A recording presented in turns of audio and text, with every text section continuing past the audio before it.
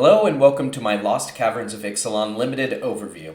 The goal for this video is to give you the cliff notes for Lost Caverns of Ixalan, so you can go into your pre-release or first draft with some general knowledge of what to expect. First, I will cover each color pairing's identity for the set. Then I will look at the best commons in each color. And finally, I will look at some set-specific cards I think are worth mentioning. So first, let's look at blue-white. Blue-white is artifact themed. Not only does blue-white have lots of artifacts, but it also is the color combination that makes the most of the new craft mechanic. A card with craft can pay a cost and exile a card in play or in your graveyard of the type that the craft ability specifies. Usually you craft with another artifact in blue-white, but there are many other crafting cards in the set that craft with card types other than artifact. Crafting costs tend to be high. Because of this, blue-white will tend to be a slower, more control-oriented color combo. However, there are efficient blue and white flyers in the set that can apply some pressure in the early game, like Miner's Guidewing, Oltec Cloud Guard, Ruin Lurkerbat in white, and Spyglass Siren and Waterwind Scout in blue. Next, let's look at white-black. White-black is a color combination that wants lots of sacrificing creatures in order to do all sorts of things, from pinging your opponent, creating +1/+1 counters, creating tokens, and descending each turn. White-black looks like a fun deck to play, and given there are 2 artifact tokens in this set, treasure tokens, and the new map tokens, which can be sacrificed to have one of your creatures explore, it shouldn't be hard to find lots of sacrifice fodder. Next, let's look at white-red. White-red is a mid-range deck that seems to be slower than the usual white-red aggro beatdown we have had in previous sets.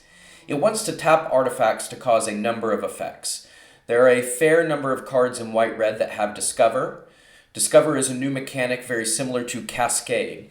When you discover X, you exile cards from the top of your library until you exile a non-land card less than or equal to X.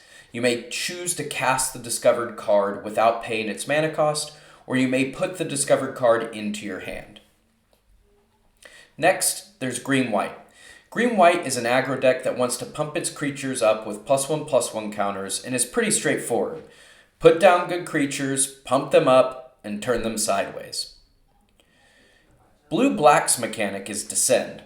There are 3 types of Descend cards. Descend 4, where you need 4 permanents in your graveyard to trigger the ability. Descend 8, where you need 8 permanents in your graveyard to trigger the ability. And there are cards that benefit if you descend each turn, which means putting a permanent in your graveyard from anywhere. Although blue-black has many ways to fill your graveyard through mill effects and discarding, I'm a little skeptical on the power level of Descend, particularly Descend 8. To reach Descend 8, you have to have 1/5 of your deck in your graveyard, and spells don't count. There is also a lot of graveyard disruption in this set. I think Descend 8 will not be easy to achieve in most games. If you're going to build around Descend, be sure to look out for good ways to fill your graveyard, like Death-Capped Marionette, Inverted Iceberg, and Sage of Days. Next, let's go to blue-red.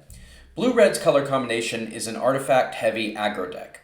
It wants to make lots of map and treasure tokens and use them to create value off artifact synergies. Map tokens are already good by themselves, and this deck makes them even stronger.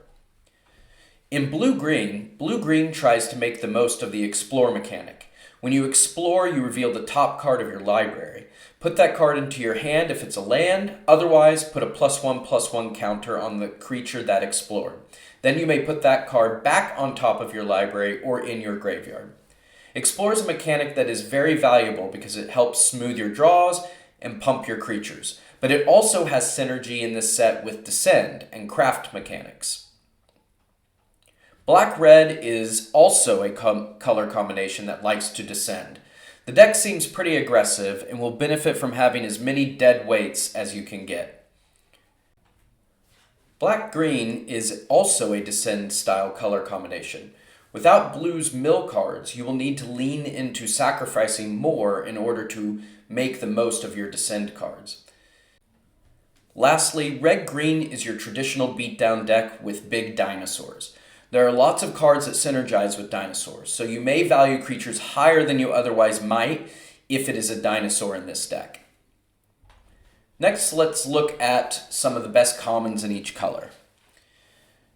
In white, Oltec Cloud Guard, a 3/2 flyer for 4 that also creates a 1/1 gnome artifact creature. Petrify, which is this set's pacifism, which is considerably weaker than normal in this set given all the sacrifice synergies and craft. I think there's a chance that Quicksand Whirlpool could prove to be better than people think because of this. But the cost and the tap requirement is prohibitive. And lastly, Tinker's Toe. Just a lot of value for 3 mana, and it creates 3 artifacts, 2 creatures, and it can get into the graveyard all by itself. Tinker's Toe complements every color's combo strategy. Some of the best blue commons in the set include Brackish Blunder, a good tempo at a reasonable cost. It also has the chance to give you a map token for extra value. River Herald Scout, a reasonable 2-drop that will either be a 2/3 or draw you a card. And Waterwind Scout, a 2/2 flyer that when it enters the battlefield, it creates a map token. 3 black commons to look out for are Dead Weight. It's solid removal for cheap and it counts as a permanent in your graveyard to help you descend. Join the Dead. Amazing removal. -5/-5 kills most creatures in this set, and -10/-10 at Descend 4 kills almost every creature in the set. And Skullcap Snail. This kind of card is always good in Limited, and the fact that it exiles the card is really helpful at disrupting your opponent's descending or crafting plans, and you will feel like a god when you catch a god with Skullcap Snail. Some good red commons include Abrade. It has good versatility, and the Destroy Artifact option will have plenty of targets in this set. Idol of the Deep King.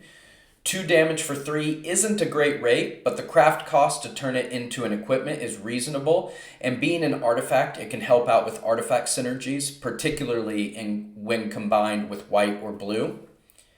And finally, Rumbling Rock Slide. It's reasonable removal at a reasonable cost. 3 good green commons. Huatili's Final Strike. A good removal spell, just be careful casting this when your opponent may be able to remove the creature you target in response. Poison Dart Frog. It reaches, it ramps, any color mana can be produced, and it can have Death Touch. Best green common by far. And Pathfinding Axejaw.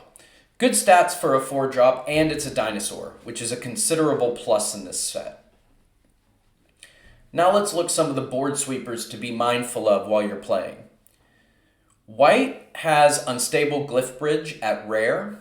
It will wipe everything except a creature with power 2 or less.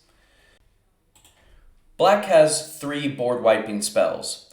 First, Malicious Eclipse at uncommon gives all creatures -2/-2. Terror Tide gives all creatures -X/-X equal to the number of permanents in the player's graveyard. And Bringer of the Last Gift will make both players sacrifice all other creatures and then bring back into play all creatures that were in the graveyard and weren't put there by that sacrifice effect. Red has Tectonic Hazard at common that deals 1 damage to every creature for 1 red. And Calamitous Cave-In, which deals damage to all creatures for each cave they have in play and in the graveyard. This is a good segue into caves. What are they?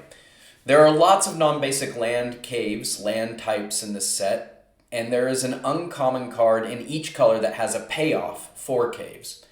Though caves are an interesting build around, all of these uncommon cards are not very good. I doubt building around caves will normally be worth it, but be on the lookout for the common caves in each color.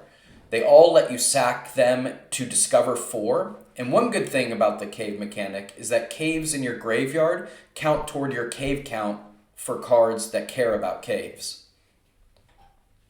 Next, I want to talk about gods. The gods are mythic bombs in this set. These types of bombs can always be frustrating to play against, but I'm happy to say that I think they will be a little less annoying than the last time we saw gods in a limited format. There are actually quite a few cards in this set that exile or otherwise can deal with a god, and the gods themselves, though immortal, don't always come back quickly. And some of the gods, you can work towards preventing them from coming back entirely after they turn into lands. Next, I want to talk about land cyclers. There's quite a bit of fixing in this set already, but I want to specifically highlight these land cyclers. Each color has one at common, and they are all worth playing. Not only because they help you fix your mana and make sure that you don't miss a crucial land drop, but they also synergize really well with Descend in this set. This was supposed to be a brief overview to get started in Limited. If you are interested in some analysis of every single card in the set, earlier this week I live streamed my initial impressions of every card. You can find that in the live replay section of the channel. Thanks for watching, and good luck at your pre-release or drafts. Hope this helped.